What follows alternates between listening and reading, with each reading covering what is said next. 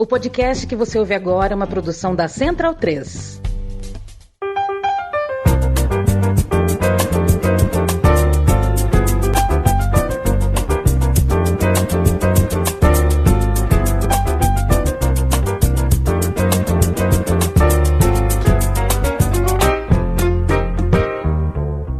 Bem-vindo, bem-vinda, amigo e amiga da Central 3 e do podcast Meio Campo. Eu me chamo Leandro Amin, sempre começo ajustando meu fone aqui, né? Porque quando tá valendo, né, Matias? A gente nunca sabe qual é o... pra gravar? É outro volume quando tá valendo aqui. Eu me chamo Leandro Amin, muito prazer. Meu xará, Leandro Stein, tá aqui. O pentacampeão da Champions League, Bruno Bonsante, tá aqui também, vestindo azul. De um azul mais claro e... Mustache, Matias Pinto, também à minha frente, no estúdio Mané Garrincha, e Felipe Lobo trajando Union Berlim. O moço da página Próxima Fase no YouTube, vai lá, segue, aperta o sininho e tudo mais. Quem é o responsável por essa mudança no roteiro, hein, senhores? Essa letraça aqui, ó, qual é o nome dessa fonte? Dessa fonte aqui, hein? Espetáculo, cara, espetáculo. Quem é a fonte? Quem é a fonte? Eu acho que é do próprio... Eu normalmente uso... O responsável fui eu, mas é porque eu gosto de usar a título 1, título 2. E é do Google, do Google Docs isso aí, eu acho. É novo esse negócio aí. Moderno mesmo. Acho que mudaram o padrão. Tem um tom cian também, né? Pois é, cara. Eu normalmente mudo pra preto, mas eu não deu tempo. Tá bem bonito. Leandro Stein, você consegue me explicar em 20 a 30 segundos qual é a treta... da camisa da Bélgica com o Tintin? Por que as pessoas estão bravas que a Bélgica tá com o uniforme do Tintin? Talvez por episódios de... Tem alguns... acho que são mais as revistinhas, né, do que os episódios do desenho, que são racistas. Assim, eu não vi a discussão, mas eu imaginei que tivesse isso, né? Até com questões de colonialismo e tudo isso... revistinhas que são bem pesadas nesse sentido, retratando povos africanos e tudo isso. Imagino que talvez seja nesse sentido. No caso é o álbum Tintin no Congo, né?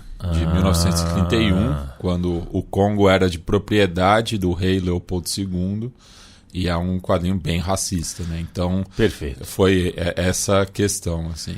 O Hergé era um propagandista nacionalista belga, né? Anticomunista também. Perfeito, eu nunca assisti o Tintin, né? Então essa é uma falha que eu tenho, é um buraco que eu tenho, por isso que eu não entendi. Achei a camisa bonita, mas a grita veio. Você já imaginou, Bruno Bonsante, o Brasil todo de verde em homenagem ao Blanca? Boa tarde. Boa tarde. O Blanca é verde, né? Também, em homenagem à Amazônia, né? Então faz sentido. Eu acho que é por isso também. Ou então de vestido vermelho, né? Pra homenagear a Mônica. Acho que tem mais a ver do que com o Tintin. Tem gente que não ia gostar dessa mudança. Tem mais a ver do que o Blanca também, né? A Mônica com o coelhinho e o Blanca no curto-circuito ali, o choquinho do Blanca, quem ganha? Acho que o choque dói mais, né? O choque dói mais. É que a Mônica... Vermelho e azul, né? Cor do vestido e do coelho. A Mônica é a dona da rua, né? Então ela se daria bem no Street Fighter. Ah, garoto. No bairro do Limoeiro, né? O grande, o fantástico bairro do Limoeiro. É o Limão? O bairro do Limoeiro é o Limão? Deve ser alguma coisa inspirada, né? O Maurício de Souza deve ter morado no Limão. E aí fez essa inspiração. Pra quem não sabe, né, os nossos ouvintes de fora, tem um bairro em São Paulo, na Zona Norte, chamado Limão. E eu queria o nome do cara, falando em racismo, Tintin e tudo mais, eu queria o nome do responsável pelas redes sociais do Real Madrid, né? É impressionante. Impressionante que para defender o Vini Júnior, o Real Madrid poste a evolução. Assim. Tem hora que a gente não sabe mais como falar, né? Eu realmente estou perdendo força, estou perdendo argumento. Eu não sei mais por onde começar a falar sobre racismo com setores da sociedade europeia. Por isso que eu quero que o Vini Júnior fale na final da Copa do Mundo, no Brasil e Espanha. Estou torcendo muito para que isso aconteça.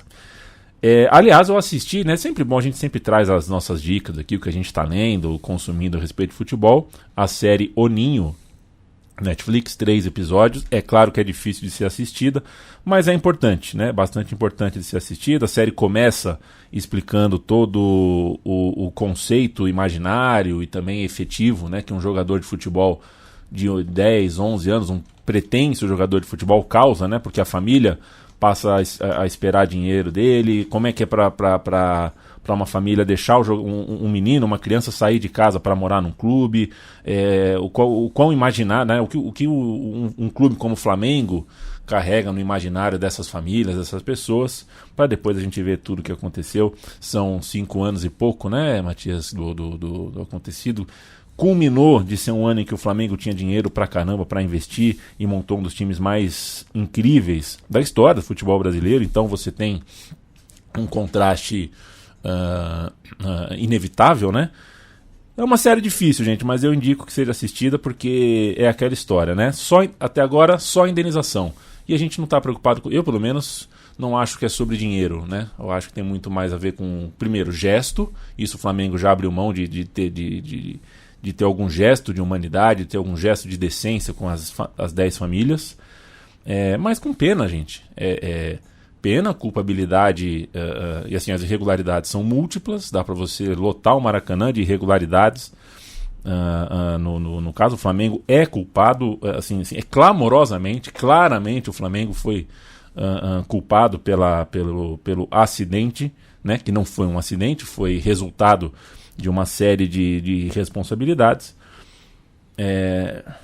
Mas assim é o Brasil, né? Assim é o Brasil.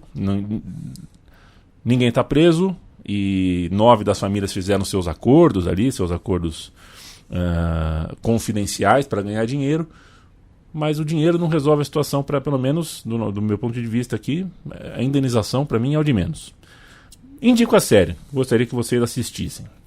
Foi lançada ontem, está ontem no ar, e acho que vale porque esse é um tema, a gente está passando, né? A gente passou pela história da Chapecoense, agora logo depois passou pela história da tragédia do Ninho, e a gente está perto, sempre perto de algumas quase tragédias envolvendo torcida, violência com torcida e clube recentemente, né?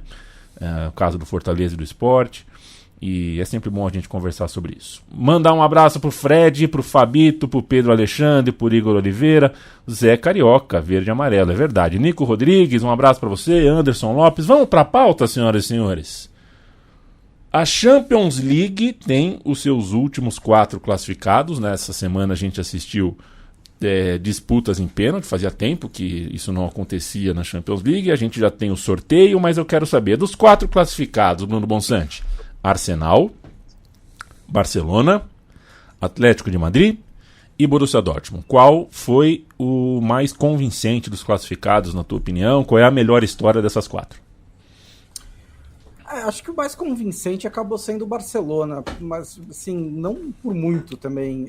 Foi um jogo, jogou melhor do que o Napoli, acho que foi até um jogo equilibrado, somente até no intervalo, mas o Barcelona acabou mostrando que tem mais recursos, né, do que o Napoli. Até no último programa a gente elogiou o Kubarsi, por exemplo, ele fez um jogaço. Tinha o Lamine Yamal também fazendo algumas das principais jogadas do Barcelona. Bom, hein? Muito bom. Que bom jogador. Muito, muito jovens, né? O futuro do Barcelona. E como um todo, acho que o Barcelona acabou sendo mais time do que o Napoli do que em relação aos outros. Assim, o Dortmund ganhou por uma margem pequena ali, né? Ganhou por 2-0 em casa, mas jogou melhor do que o PSV no geral, poderia ter matado o jogo antes, fez 1-0 cedo, né, e manteve essa vantagem até o fim, depois fez o segundo gol nos minutos finais com o Royce, mas então também não foi muito complicado, né. Os outros duelos foram mais assim, interessantes, né, me surpreendeu a dificuldade do Arsenal com o Porto, porque era um Arsenal que vinha uma sequência muito boa, jogando em casa, tem um time mais qualificado, mas é um Porto muito cascudo de campeonato de torneio europeu, né? O Sérgio Conceição coleciona alguns feitos aí na Champions League e conseguiu segurar esse Arsenal até levar aos pênaltis. E Atlético de Madrid e Inter, que acho que desde o começo das oitavas de final parecia o duelo mais interessante, o duelo mais equilibrado, entregou o que se esperava, né? Até quando a Inter faz 1-0, a Inter chegou como um time melhor, né, para esse duelo.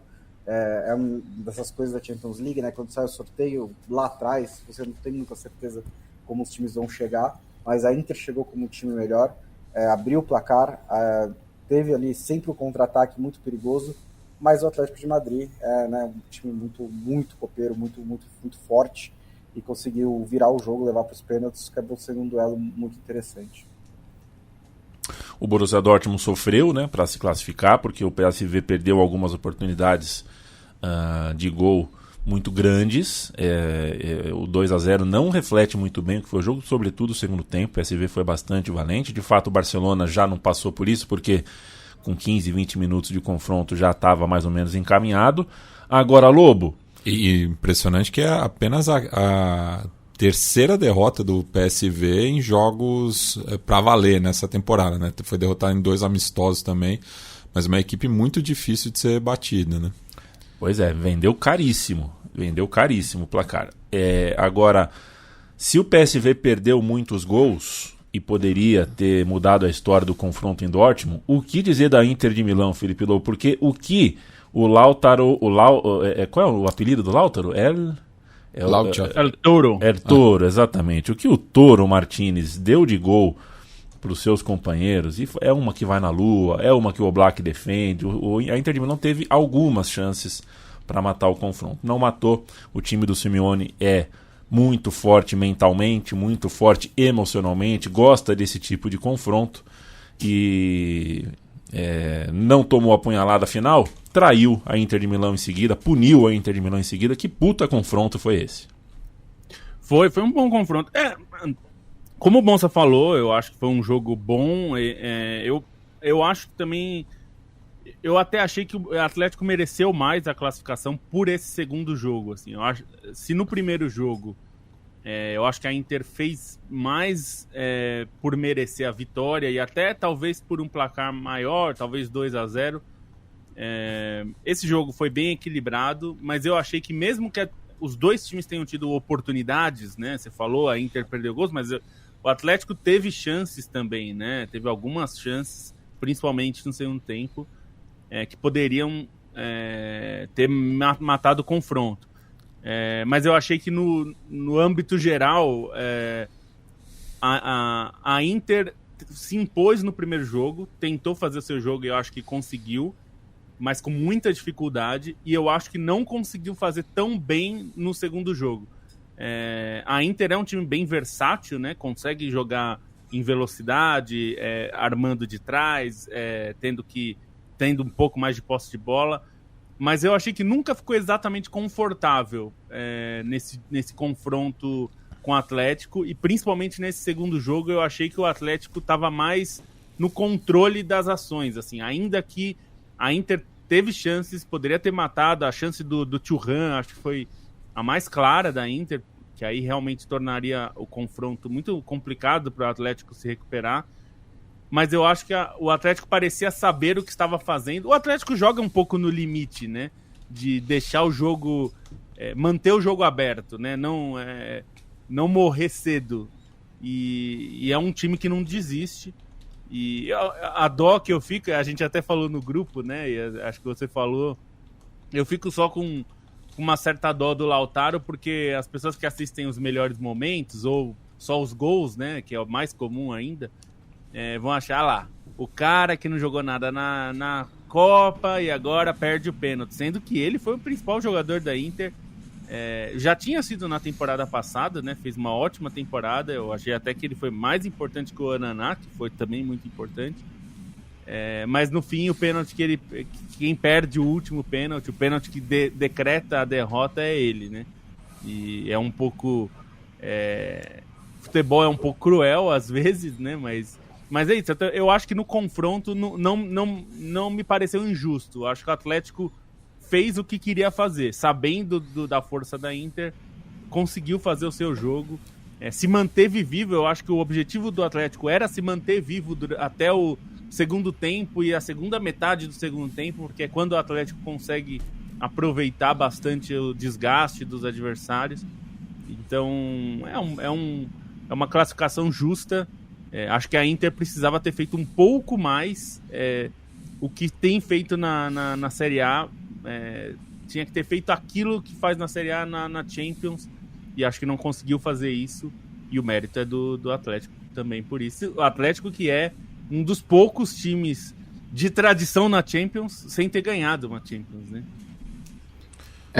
Sobre esse jogo, assim, acho que uma coisa da Inter que fica muito à vista dos olhos, mas não se olha tanto assim no geral, é que a Inter ela perdeu muitos gols, né, principalmente com as chances do Thuram, mas a Inter na defesa, assim, ela foi permissiva de uma maneira como ela não tinha sido em momentos importantes dessa temporada, né, e isso pesa muito, especialmente o gol de empate ali, a maneira como sai, a maneira como o time erra naquele posicionamento defensivo, também mostra problemas que a Inter teve nesse jogo, além dos gols perdidos, e problemas que o Atlético de Madrid também conseguiu impor sobre a Inter, né? O segundo tempo do Atlético de Madrid, eu gostei muito assim da maturidade do time, e aí acho que tem uma diferença de escolhas entre as mudanças do Simeone e do Inzaghi, né? O Inzaghi, assim, algumas mudanças que ele fez, principalmente ali no finalzinho, quando ele tirou o Barella e o Di Marco para colocar o Fratesi e o Bissek,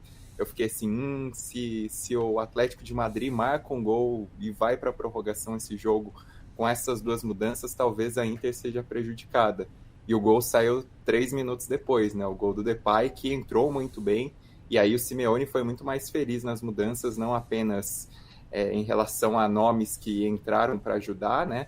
Como também em relação à ofensividade que ele deu para o time, sobretudo quando ele tira o Depay para colocar o Correia. O Correia até perde um lance claríssimo, né, que poderia ter custado mais caro ali já no final dos 90 minutos, mas o Atlético de Madrid se beneficiou disso. E aí acho que também vale um destaque para os goleiros, né, porque 2 goleiros de altíssimo nível, 2 goleiros que fazem a diferença para o desempenho das equipes. E assim, o Zomer e o Oblak apareceram bem com bola rolando, né? Eles fizeram algumas defesas brilhantes, e aí o Oblak, no fim das contas, prevalece na disputa por pênaltis e até tira um pouco uma pecha injusta que existia contra ele, né? Principalmente lembrando daquela final da Champions de 2016, quando ele foi tão criticado em relação à postura dele nos pênaltis. Dessa vez ele consegue, ele é o grande protagonista de uma classificação tão importante para o Atlético de Madrid. Os confrontos já estão definidos para as quartas de final: Arsenal e Bayern de Munique, Atlético e Borussia Dortmund, Real e Manchester City, Paris e Barcelona. Sendo que Atlético, Dortmund, Paris e Barcelona estão de um lado, Arsenal, Bayern, Real e City estão de outro. Podemos ter uma final Atlético e Arsenal. Existe a possibilidade. Se vai acontecer, acho já mais difícil, mas são os únicos, e o Paris Saint-Germain, né, são os únicos que não conquistaram a referida competição. Eu acho que não é absurdo dizer que são as quartas de final talvez mais pesadas em 10 anos, né? Teve outras 3 oportunidades desde 2013 e 2014 que os clubes das 5 grandes ligas chegaram nas quartas de final, mas 2016 e 2017 tinha o Leicester, né, e que não é um time da Inglaterra, mas não é super tradicional.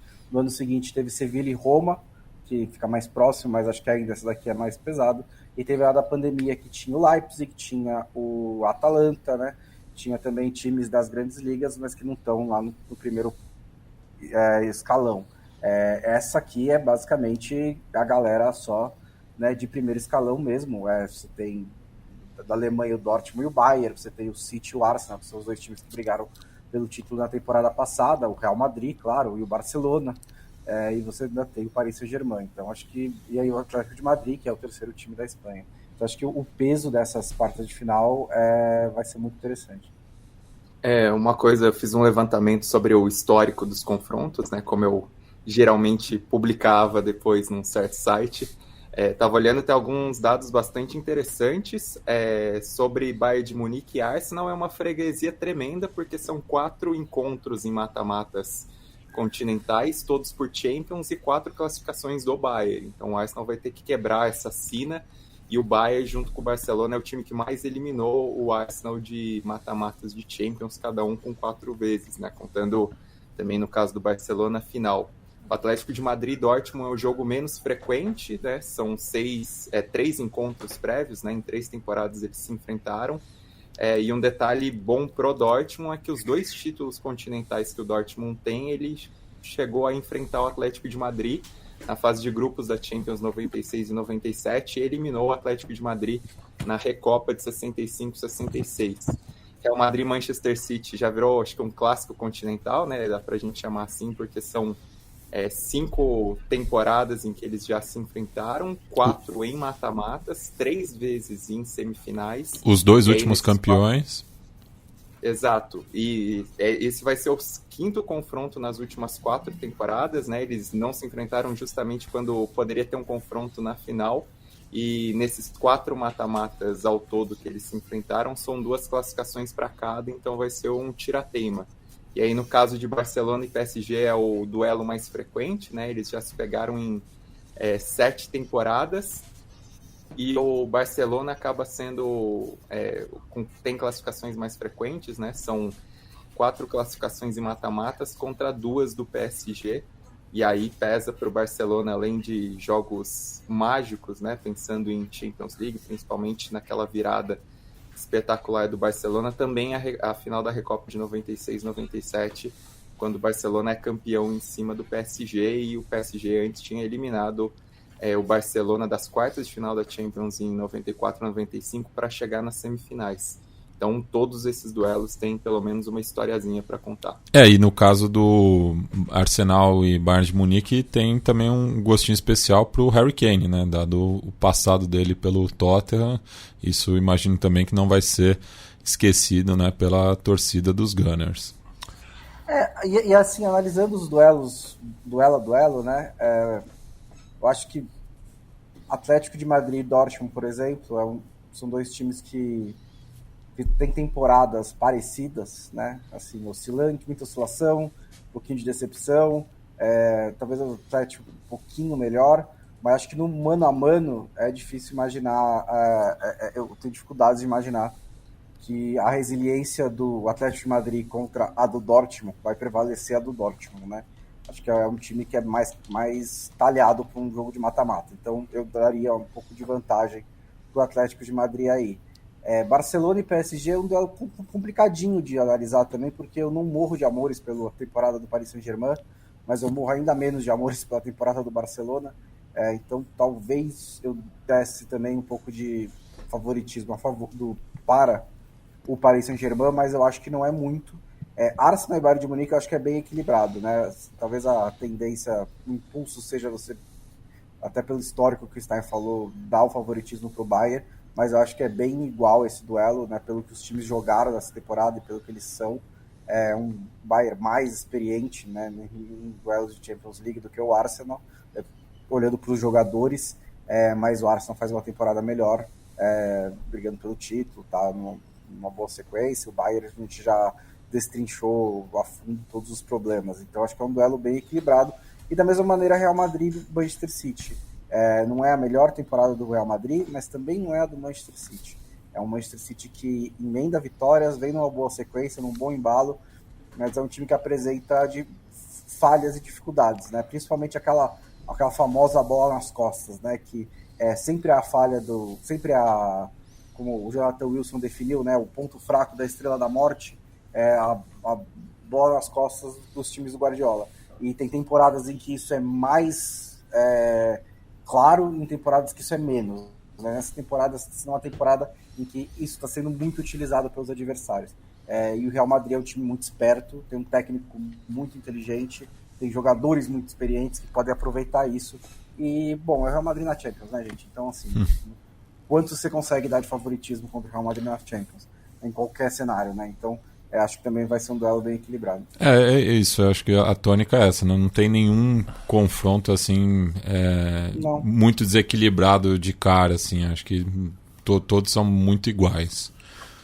O Bruno Bonsante, em resumo, disse que ninguém está numa grande fase, né? Não, horrível a Champions League. Vamos League, passar para a Liga Europa. A Liga Europa tem time jogando melhor. Obrigado por esse gancho, porque aí é o seguinte, né? O que a gente tem é um Bayer Leverkusen que, assim, apareceu um time no Azerbaijão que mostrou que tem um antídoto, sabe como enfrentar os caras. Acontece que o jogo tem 90 minutos, mais uns quebrados, né? Não deu para segurar, não deu para vencer o Leverkusen nem na ida nem na volta, embora o Karabag tenha ficado pertinho disso, tanto num jogo quanto no outro. Eu tô torcendo muito, não me recordo se o chaveamento permite que a final seja Leverkusen contra Liverpool. Permite, né? Estão em lados opostos. Esse jogo seria espetacular. A gente pode passar os olhos nesses confrontos de Europa League, senhores?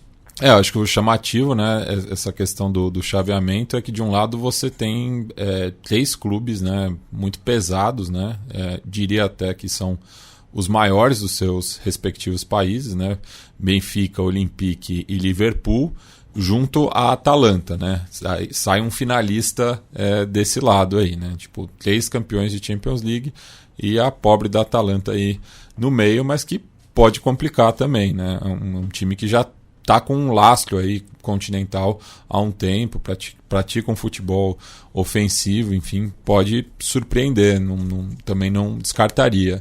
Temos também, né, daí do outro lado, um confronto italiano entre Milan e Roma, né, também assim, acho que um pouco na tônica que o Bonsante falou, né, são 2 times que também estão com uma temporada de altos e baixos, né, mas não tiveram muita dificuldade para se classificar para essa fase, né? A Roma, inclusive, com goleadas, né? A Roma ontem, quando o Brighton abriu o placar, ficou aquela sensação de romada, né? Mas no fim ela conseguiu controlar bem a situação.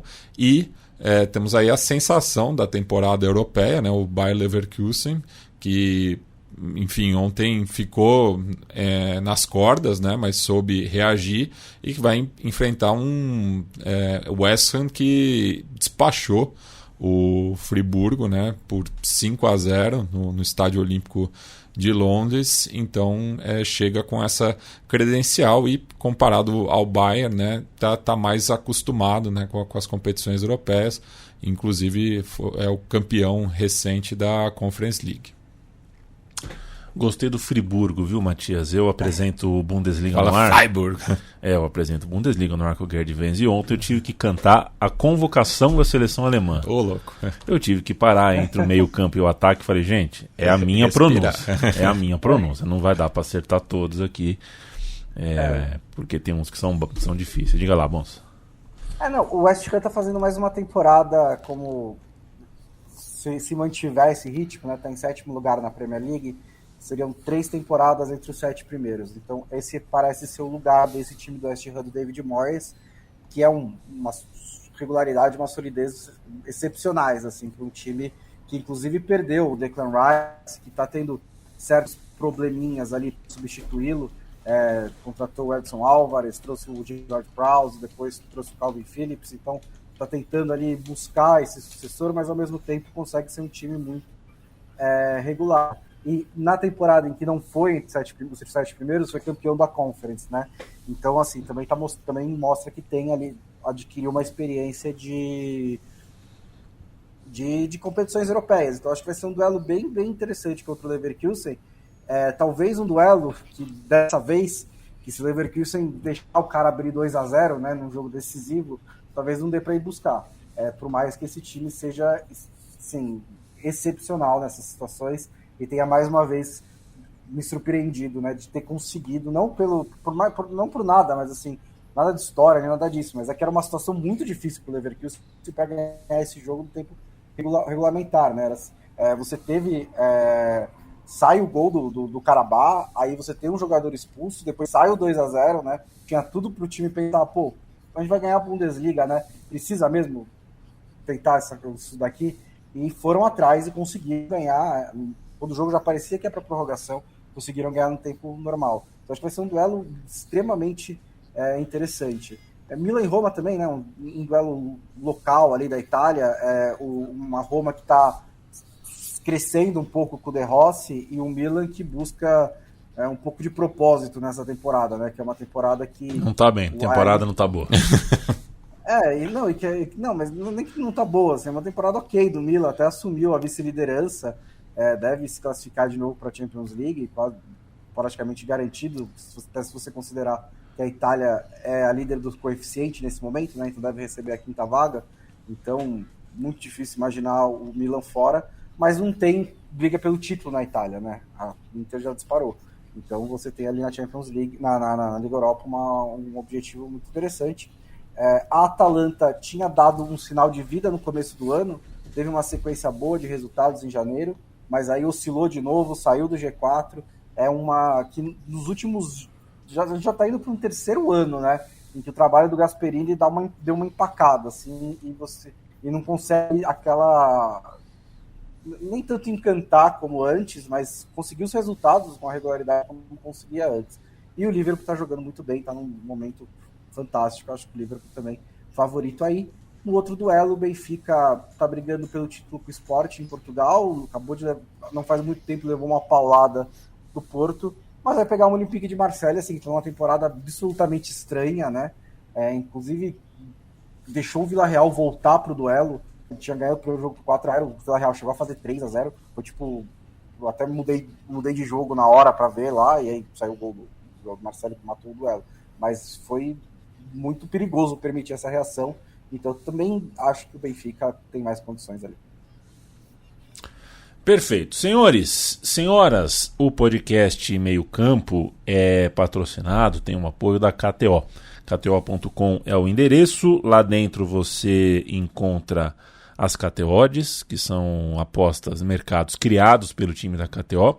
Tem a Malandrinha, que é uma espécie de loteria de múltiplos resultados, né? Se você acertar 13 resultados, você se dá bem. E tem tudo que é mercado, tudo que é esporte, a gente considera que são boas as cotações ali na KTO, então a gente indica que você dê uma olhada. O Bonsa e o Lobo, toda quinta-feira, fazem isso, fazem um pente fino e trazem para você alguma dica, para ver se você, entrando na KTO, que por sinal, se você for fazer seu primeiro depósito, use o cupom MCampo para ganhar 20% de free bet, o Bonsa e o Lobo te ajudam a pingar uma moeda.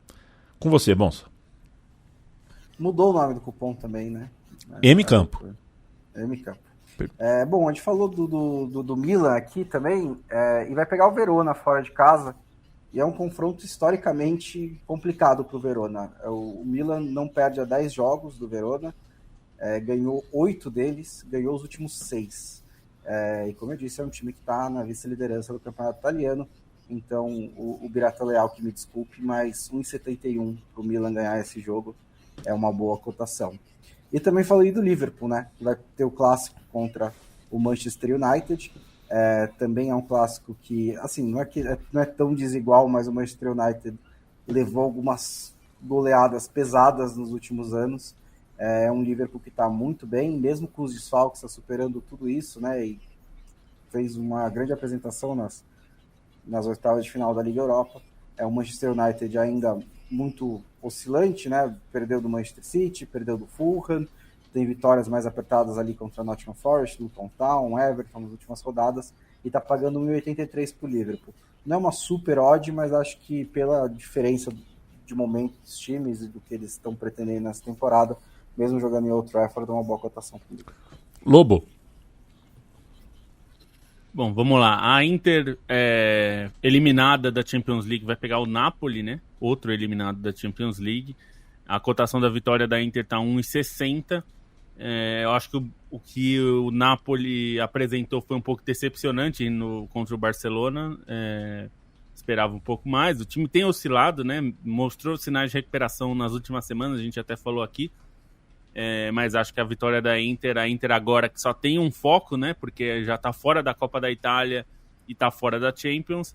Então agora a Inter vai com tudo e vai tentar fechar o campeonato italiano quanto antes, né? Então acho que a vitória da Inter nesse confronto me parece bem provável, né?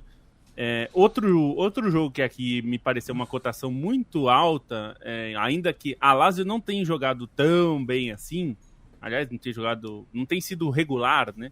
Mas vai pegar o Frosinone fora de casa e o Frosinone que começou bem a temporada, mas foi caindo. E a vitória da Lazio está pagando 2,14. Eu achei alto.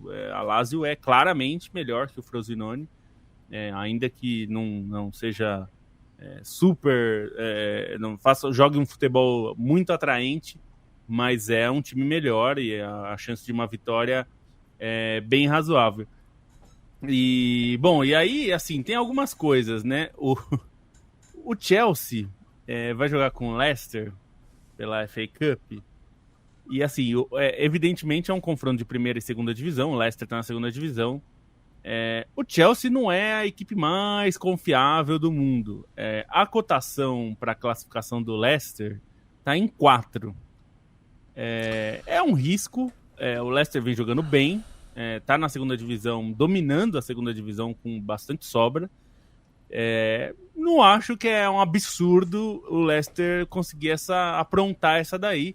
O Leicester é um time, tem tudo que o Chelsea não tem. É coletivamente forte, organizado, tem jogado bem com regularidade. Claro, em um outro nível, mas tem esses predicados.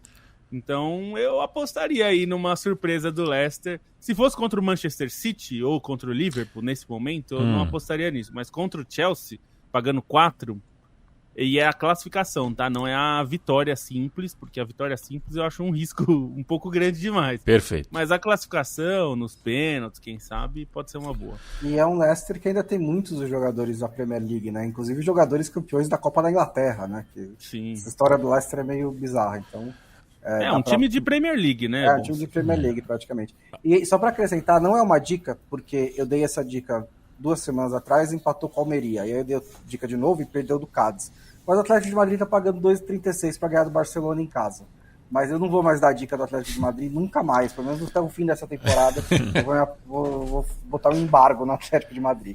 Mas eu quis citar. KTO.com, a partir de quinta que vem eu vou trazer números, estatísticas de quem acertou mais e quem acertou menos, porque tá na hora deles serem cobrados pelos seus erros. Você viu que teve um usuário no nosso site, o site do Twitter, que falou, ele tabulou isso aí.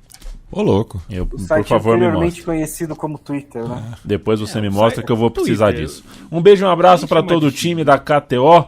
KTO.com é o endereço, sempre no apoio da Central 3, no meio campo, da comunicação independente. Michel, valeu, Carlos Vinícius, João Gabriel ou Diego Matias? João Gabriel. Tá bem, né, cara? José Nilson Vinícius, o problema será... não entendi, mas um abraço pra você. O Jeff fala que Sérgio ou Diego Cavalieri. O Sérgio era um goleiro fraco. Francisco Setaro, ao vivo é bom demais, a gente gosta mesmo. Gabriel Constantino de São José dos Campos, boa tarde pra você também. Rodrigo Mosés, Jesus Navas ou Elano? Jesus Navas. Lucas Santi, Ózio ou Valdívia? Ózio, né? Acho que essa aí é fácil. Magin, Dortmund favorito? Interrogação. A gente falou bastante de Champions League, agora vai falar um pouquinho de Libertadores. O Botafogo não tomou as escolhas que eu tomaria. Acho que o primeiro tempo ficou até um pouco caricato, né? A maneira como o Botafogo se protegeu, não quis o jogo.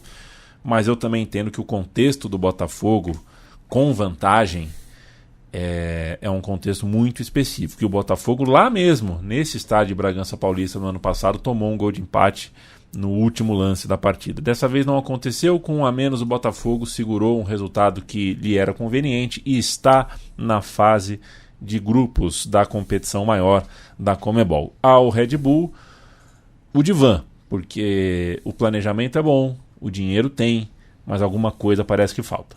Falta, acho que cobrança, né? Porque é isso, o Red Bull é eliminado da competição, mas acho que vida que segue, né? Os jogadores não tem que dar muita explicação, enfim, ele chegou onde podia, enfim, é uma questão de peso mesmo. Não tem. Acho que até rola uma condescendência com o Red Bull Bragantino, né? Porque tem muito assim do, perdão, Yamin, pelo inglês desnecessário, mas o tal do wishful thinking, né? Então Traduz. é isso. Se o inglês é desnecessário, a tradução é necessária. Esse pensamento positivo, Perfeito, assim, né? De perfeito. que é o modelo a ser seguido, enfim, tá fazendo as coisas bem, mas os resultados não vêm, né? E é sempre adiante, né? Trabalha, né, com essa questão de jogadores jovens, mas que não é para o uso próprio do clube, né? É muito pensamento de exportação, né? Então é a metodologia aplicada ali em Bragança Paulista. Então não tem essa cobrança, e o Botafogo, pelo contrário, vinha, né, de um 2023 que foi do céu ao inferno. Inclusive depois, né, que o título ficou distante, acreditava-se que ia classificar direto para a fase de grupos da Libertadores pelo Brasileirão, o que não aconteceu, teve que jogar essa fase preliminar, passou um sufoco ali em Cochabamba contra o Aurora, mas conseguiu, né, ser forte nos 2 jogos no Newton. Conseguiu 2 vitórias. O Júnior Santos está numa fase iluminada, né? Tipo, em 4 jogos ele tem 8 gols pela competição. Teve Libertadores no passado, que teve jogador que jogou fase de grupos e mata-mata que não chegou na artilharia com essa quantidade de gols. E soube aproveitar as poucas chances que teve, né? Inclusive o gol, né, sai de uma bola alçada pelo Gatito, né, que o Tiquinho faz o pivô pro Hugo, que ganha o combate. Daí já dizem, né, se discute se foi falta ou não, eu acho que não.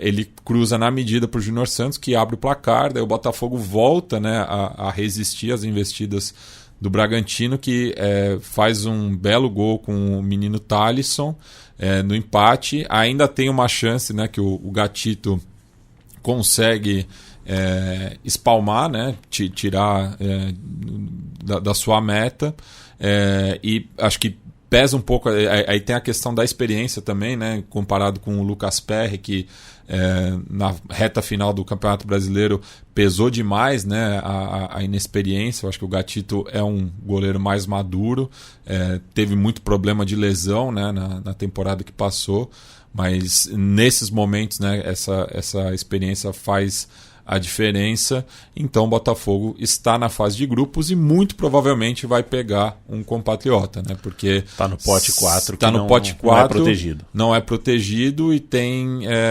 5 brasileiros no pote 1 e 1 no pote 2, né? Então, Ou seja, são 6 chances de 8. Né? O que é bastante razoável estatisticamente. Alô, Tristão Garcia, um abraço para você. Lembrando também que Palestino sofreu. Nossa. Nacional de Montevidéu sofreu. Colo-Colo não sofreu tanto. São outros times que, assim como uma Intertoto, né, são os 4 campeões da pré-Libertadores. A gente poderia ter nessa Comebol, dar uma louca, fazer a Supercopa dos Campeões da pré-Libertadores. O que você acha? Um quadrangular. Nossa. Em Miami. O vencedor enfrenta o campeão da Copa Suruga e um triangular com o Inter Miami. vai. Que tal? Eu acho que só falta o patrocínio. Só falta o patrocínio. No fim das contas, é tudo sobre isso. E, Leandro Stein, e quanto a outras semifinais? Ontem dormi assistindo Cincinnati e Monterrey, pelo mata-mata da Conca Champions, que está virando, né, tá pegando mal, né? Essa fase específica está pegando mal para os times dos Estados Unidos, porque as equipes mexicanas estão tirando uma onda mesmo, e teve o clássico mexicano maior. É a Páscoa, né? É todo ano isso, né? Mas é que dessa vez tá na pontinha do pé mesmo, viu, Bonsa? Dessa vez eu vi uns olé, umas canetas. Eu vi o pessoal em ritmo de coletivo, assim, foi meio zoado.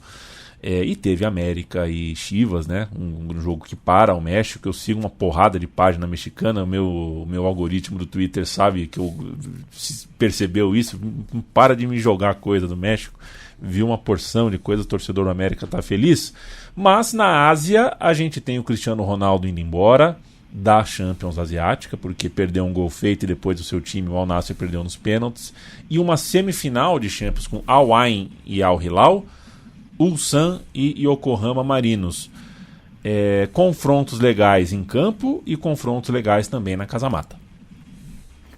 Bom, vou começar falando da Champions Asiática exatamente por esse aspecto dos técnicos, né? Porque são 4 grandes personagens no comando técnico. No caso de Al Hilal contra Al Ain, vai ser um confronto de Jorge Jesus contra Hernan Crespo, né? O Jesus quebrou aí o recorde de vitórias da história, né, do Guinness Book, com 28 vitórias consecutivas, né, considerando, enfim, aspectos do futebol profissional. Masculino, né? Masculino. E o Al Hilal, ele tá com uma equipe que, assim, você percebe o encaixe como foi bem montada, né, até em relação a outros times sauditas que gastaram muito. Mas é uma equipe que tem jogadores de habilidade, no caso, se pensar no Malcom, tem jogadores muito físicos que acabam se impondo também, né? A dupla sérvia, né? Os 2 sérvios acabam se impondo nisso. É um time que conta com uma base da seleção saudita e alguns jogadores da seleção saudita são importantes, mesmo no ataque, como o Salem, né? O Salem Al-Dawsari, e vai pegar o Al Ain, que teve essa classificação maluca contra o Al Nassr. Foi um jogo assim que teve de tudo, né? O Al Ain chegou a abrir 3-0 no agregado, o Al Nassr conseguiu reagir, virou o jogo, depois foi para a prorrogação. No caso, o gol perdido pelo Cristiano Ronaldo, ele ainda conseguiu se redimir, né? Assim, conseguiu...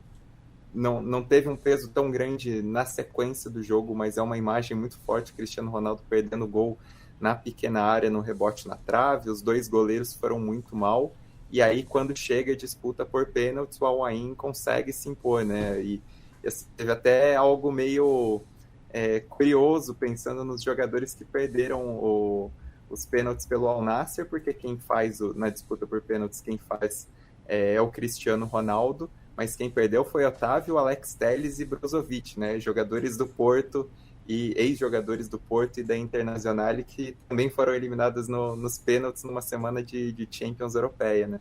E aí, pensando em destaques do Al Ain, o Kaku e o Raimi no ataque fizeram um grande trabalho, assim, o Raimi provocou, fez gol, enfim, foi um grande nome desse jogo, foi bem legal. E aí, da semifinal do Extremo Oriente, esse confronto entre o Ulsan Hyundai e o Yokohama F Marinos. O Ulsan, que é treinado pelo Hong Myung-bo, né, zagueiro emblemático da seleção da Coreia do Sul, especialmente na Copa de 2002, foi técnico da seleção da Coreia do Sul. O Ulsan eliminou o Jeonbuk e, curiosamente, assim, o Ulsan quebrou a hegemonia do Jeonbuk recente no campeonato sul-coreano, né, e agora tem essa classificação também. E o Yokohama F Marinos é treinado pelo Harry Kewell, que foi assistente do Ange Postecoglou no Celtic até o final até a última temporada, né? E aí assume o Marinos, que é o clube que projetou o Postecoglou recentemente na J-League, né? Ele foi campeão da J-League em 2019, antes de ir para o Celtic. O Kewell assume o Marinos, que tem muitos brasileiros, né? O Anderson Lopes marcou um gol muito bonito, o Elber participou também da jogada, foi bem em campo, o Ian Matheus é outra peça no ataque, então o Marinos tem esse tempero brasileiro. E em relação à Conca Champions, foi exatamente isso que você falou, né? Nos confrontos entre México e Estados Unidos dessas oitavas de final, algumas imposições notáveis dos mexicanos, né? Nenhuma maior do que a do Pachuca contra o Philadelphia Union. Foi um 6-0 com o Salomão Rondon arrebentando no ataque, o Idrissa também fazendo jogadas muito bonitas. Teve o América e Chivas, né, que é o grande clássico, e no fim das contas o Chivas, que tinha perdido a ida por 3-0 em casa, chegou a fazer 2-0 no Azteca, mas aí o América reagiu e no fim o Chivas ganhou por um insuficiente 3-2. E as quartas de final, elas chamam muito a atenção por serem exatamente confrontos entre Estados Unidos e México, né? Sim, a maioria ali. O único que não é o Pachuca e Herediano, o Herediano da Costa Rica, e os outros 3 confrontos são entre Estados Unidos e México, sendo que os times americanos, nenhum se classificou contra mexicanos na fase anterior, né? Então vai ter o American New England Revolution, vai ter o Tigres e Columbus Crew com Gignac ainda fazendo gol, ainda decisivo, e o mais interessante que é o Monterrey e o Inter Miami, né? O Inter Miami que acabou passando na conta de Messi e Luis Suárez, mas eu gostei, até olhando pro meio-campo do Inter Miami, são nomes que chamam a atenção, né? O time consegue formar um meio-campo com Busquets, Diego Gomes e o Federico Redondo. É bem interessante. O Diego Gomes, assim, fez chover no Libertad nos últimos tempos até ser comprado, e o Redondo tem muitas expectativas, né? Não só pelo sobrenome, mas também pelas apresentações no Campeonato Argentino. Então vai ser interessante ver essa aventura do Inter Miami contra o Monterrey, também como será essa recepção no México, né? Contra um time que teve fases dominantes na própria Conca Champions desde a última década. Perfeito, acompanharemos nas próximas semanas aí. Tá valendo vaga para o Super Mundial de 2025 também. 2024 é o ano em que os continentais têm peso dobrado para efeito mundial, né? Disputa o ordinário, né? O que tem todo ano, e também esse super campeonato que acontece em 25, que eu não sei qual é o nome que vão acabar dando, porque uma hora vai se naturalizar também, não vai poder ser super para sempre. Mas o Mundial de 4 em 4. Senhoras e senhores, deixa eu abrir aqui a parte de giro de notícias que a gente tem, né? E Lobo, é o seguinte, né? A gente discute fora do ar, a gente, no dia a dia, que o juridiquês é uma desgraça. Tá aí para proteger a gente? Tá aí. Mas a gente sabe que muita coisa... Tá aí Ninho do Urubu, tá aí Boate Kiss, né? Tá aí tanta coisa na nossa vida ordinária, tantas vezes a gente vê que o jurídico tá junto do dinheiro, né? Quem tem o dinheiro consegue operar com os melhores advogados e a melhor máquina jurídica, o idioma juridiquês para conseguir vitórias que nem sempre são justas. Essa minha primeira, né, essa minha digressão é porque eu estou muito curioso para uma disputa jurídica entre a Superliga da Dinamarca e a Superliga dos magnatas do futebol europeu. O que acontece é que a Superliga da Dinamarca tem o nome, Super League é dela.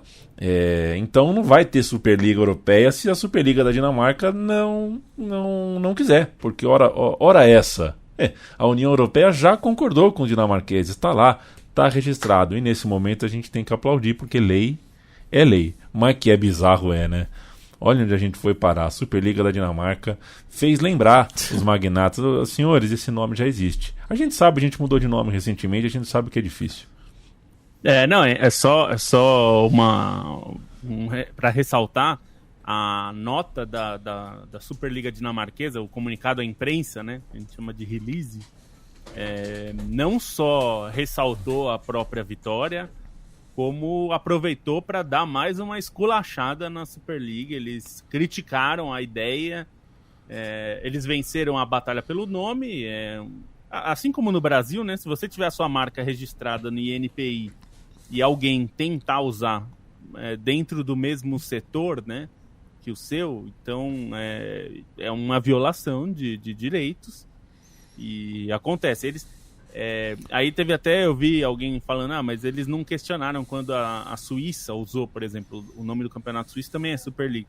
Mas aí é uma questão que, assim, a Superliga Suíça, eu acho que eles não se importaram tanto. Agora, a Superliga Europeia, a Dinamarca está na Europa, né? Então, eles, claro, é evidente que eles aproveitaram por serem contra a Superliga, por ser algo que vai prejudicar ligas como a dinamarquesa, eles aproveitaram para dar uma espetada jurídica, já que a vitória da Superliga sobre a UEFA foi só simbólica, né? Foi jurídica. Eles podem criar outra liga, só que não quer dizer que se você criar não pode ter consequências. Então, evidentemente, isso ainda não aconteceu. Eu acho que eles vão continuar forçando, mas não basta já essas mudanças horrorosas que os caras fazem na Champions League para abarcar um pouco essas demandas dos superclubes, né? Os caras querem tirar tudo mesmo da gente, né? Então é bom ver de vez em quando eles perdendo, né? Mesmo com todo o dinheiro do mundo. Pode ser a Hiperliga ou a Mega Liga, né? Sejam criativos com os nomes aí. Esses eu acho que não tem registrado.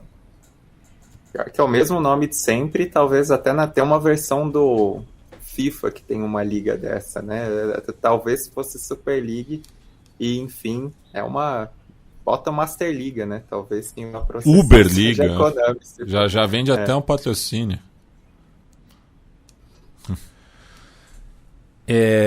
Um campeonato que não muda de nome, mas mudou de caráter, é o Mundial Sub-17. Mundial Sub-17 que aconteceu já de 4 em 4, já de 2 em 2, agora será de ano em ano. Aí você fala, mas por que será, né? Qual é a motivação para ser de ano em ano? Aí você vê que as próximas 5 edições vão ser no Catar. Do masculino. No masculino, evidentemente. O feminino vai ser no Marrocos. No Marrocos que é um pouco mais flexível. É um pouco mais razoável. Existe, né? O Catar ainda é um país que me parece muito mais uma canetada do que um país, assim. Mas eu não quero ofender.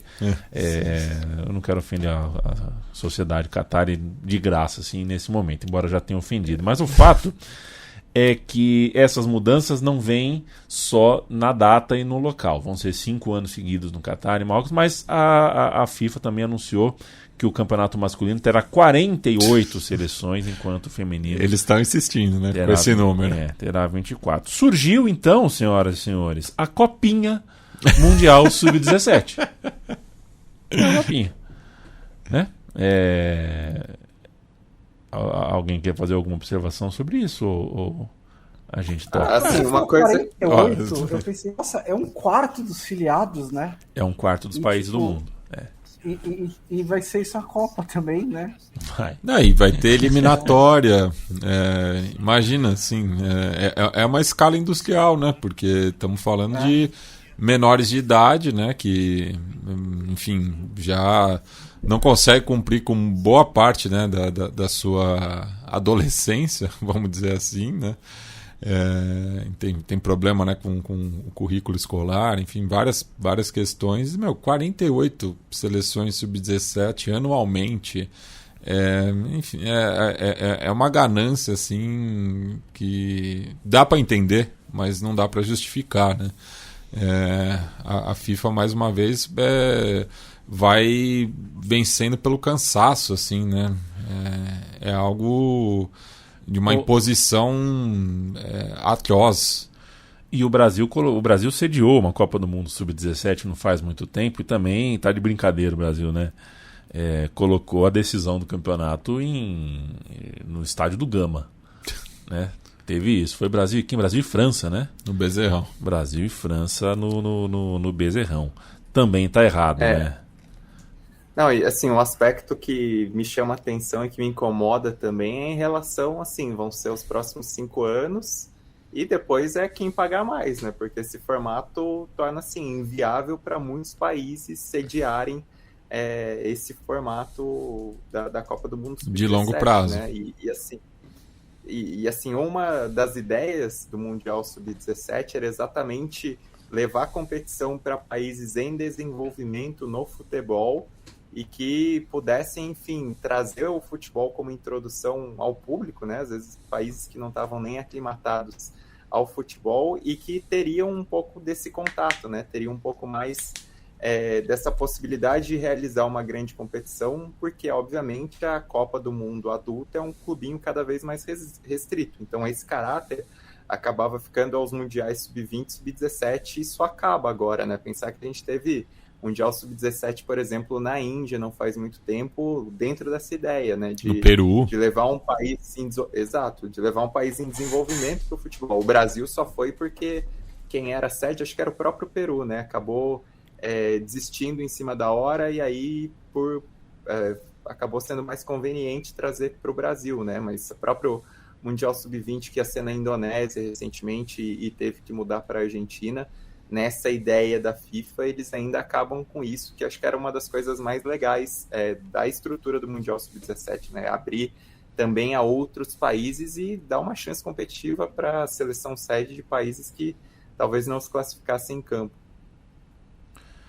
E a seleção brasileira anunciou que vai tomar decisões. O Ramon, o Matias, Ele tá ainda? O Ramon Menezes ainda não foi comunicado Da demissão? da sua demissão. E o Brasil, as seleções estão convocando, tá? Vai ter a data Sim. FIFA, vai ter jogo sub-20. A seleção brasileira diz que só vai tomar decisões, a próxima convocação é em julho. Aí depois a gente vai achar que os jogadores não estão maduros, não estão prontos, tem pouca experiência, que não tem conjunto, que a seleção brasileira parece um catado em campo no meio do pré-olímpico. Por que será? Será por quê, né? Por que será que a Pia demorou tanto tempo para ser desligada? Por que será que esse é um padrão? Por isso que será que a gente não conseguiu se comunicar com o Ancelotti, nem para trazer, nem para não trazer? Por que será que a CBF não conseguiu ter uma comunicação fácil a respeito de quer Diniz ou quer Dorival? Ou quer outro? É muito difícil, cara. É muito difícil. A gente está realmente numa fase muito complicada. Para eu sonhar com a final Brasil-Espanha com o gol do Vini Júnior, eu estava tive uma discussão boa, viu, Felipe Lobo, segunda-feira com meus colegas de pelada, o Matias estava incluso.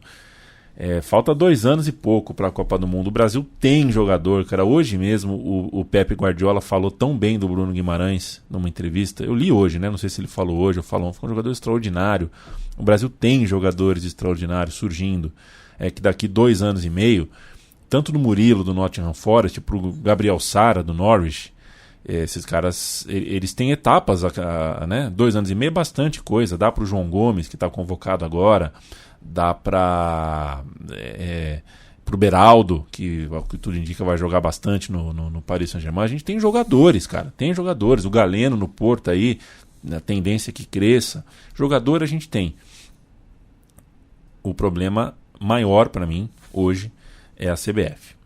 A gente conseguir fazer com que tudo isso vire um ambiente onde dê para fazer um time. Que a realidade é que a minha percepção hoje é que nem Diniz, nem Mourinho, nem Ancelotti, nem Dorival encontram ambiente, cultura profissional ali, onde você consiga sentar, trabalhar, cumprimentar as pessoas, pensar, abrir uma lousa, abrir uma tela, abrir um plasma, um telão, discutir as coisas, analisar dados e fazer disso um departamento de futebol que funcione. A seleção brasileira feminina hoje conseguiu com o Arthur Elias alguma coisa.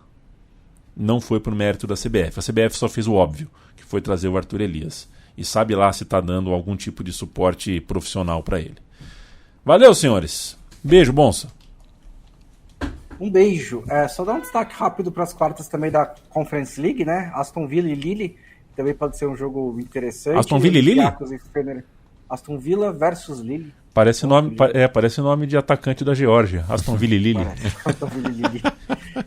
Piacos e Fenerbahçe estão no mesmo lado da chave. Pesado. O outro, Vitória Pilsen e Fiorentina, Clube Brugge e PAOK. A Fiorentina parece ter um caminho razoável para chegar a mais uma final. Acho que o outro lado está um pouquinho mais pesado. Um beijo para você. Até segunda-feira. Até segunda-feira. Um beijo para você, Felipe Lobo, que perdeu no ping-pong para o João Paulo, né? Felipe Lobo 17, João Paulo Borgo 9. Um beijo para você. Nossa senhora. Nossa senhora. Vou mudar falar do destaque final. Tá. Um item que o Corinthians, a gente tá vendo a venda de direitos de TV, a gente vai falar isso mais adiante, em outras semanas, quando as coisas estiverem mais definidas. Mas a Libra, que é um dos lados dessa loucura que virou o Brasil de tentativa de liga, vendeu já os direitos para a Globo. Mas aí o Corinthians resolveu não assinar. E aí a gente tem uma situação, Yamin, que é a seguinte: Libra assinou com a Globo. Forte Futebol ainda precisa assinar. E o terceiro grupo, que não quis se associar nem ao Forte Futebol nem à Libra, resolveu se chamar de União, que chama Botafogo e Vasco. Tem Botafogo, Vasco, Cruzeiro. E aí esse grupo, o Forte Futebol junto com a União, fez uma proposta pro Corinthians. O Corinthians ficou deitado em cima da proposta, o grupo tirou. Então o Forte Futebol falou: não tem mais proposta do Corinthians, demorou para responder. Então agora o Corinthians tem que decidir. E aí a Brax, que é uma empresa que comprou os direitos da Série B ano passado por um valor super alto e não conseguiu pagar, surpreendentemente, surpreendendo absolutamente ninguém, foi rescindido o contrato da Série B esse ano por causa disso. E a Brax fez proposta para comprar do Corinthians, pagando mais do que o Flamengo vai receber pela Libra. E aí eu te pergunto, quando alguém promete que vai pagar, não paga, e aí chega em você, fez isso com o colega do lado, e aí chega em você e promete a mesma coisa, se você aceitar, você é burro, certo? Então eu quero só deixar essa reflexão aí até segunda-feira. É burro na melhor das hipóteses, Felipe Lobo. Tem a pior também. Pode ser pior. Quando você terminou dizendo que tal coisa é burra, não foi tanto uma reflexão assim, né? Quanto foi mais uma bela declaração. Perfeito. Leandro Stein, um beijo pra você. Um beijo. Eu vou aproveitar para dar um destaque final. O Tintin era bom? Volta quarta... O Tintin era bom, Stein? O Tintin? Eu gostava bastante do desenho, assim, na minha infância, quando passava na Cultura. Perfeito. E ele é jornalista, né? E queria ter um cachorro chamado Milu, inclusive. Ok. Mas sobre... O Olympiacos? E não percebi... E não lembro do episódio racista, só pra... Claro. Não, não foi pro desenho. Justamente. Então, acho que não foi só com a linha. Mas, enfim, destaque pro Olympiacos, né, que eram 25 anos sem passar para as quartas de final de competições europeias, sendo que tinha jogado todas as temporadas desde então. Então, assim, é um absurdo que o time nunca tivesse chegado longe, né, e é igual a melhor campanha da história do Olympiacos em competições europeias. Um jogo muito quente contra o Fenerbahçe, né, esse gregos e turcos aí vai ser um jogo muito legal de acompanhar.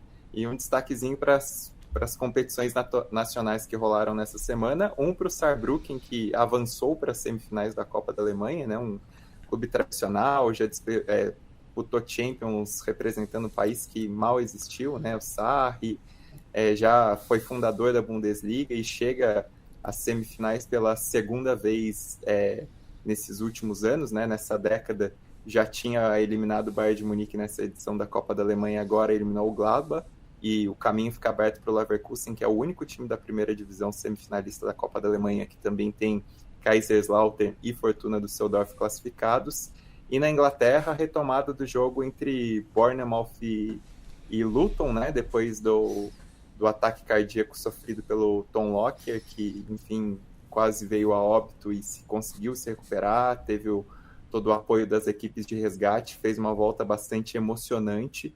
E aí o jogo em si foi uma loucura também, né? Com o Luton abrindo 3-0, e aí o Bournemouth indo e fazendo 4-3. Foi apenas a terceira vez na era Premier League que um 3-0 para um time termina em 4-3 para o outro. E fazia mais de 20 anos que isso não acontecia na Premier League. Então o jogo, além de tudo, entregou essa emoção gigantesca. Até segunda. Até segunda, senhoras e senhores. O importante é que a nossa emoção sobreviva. Tchau, tchau.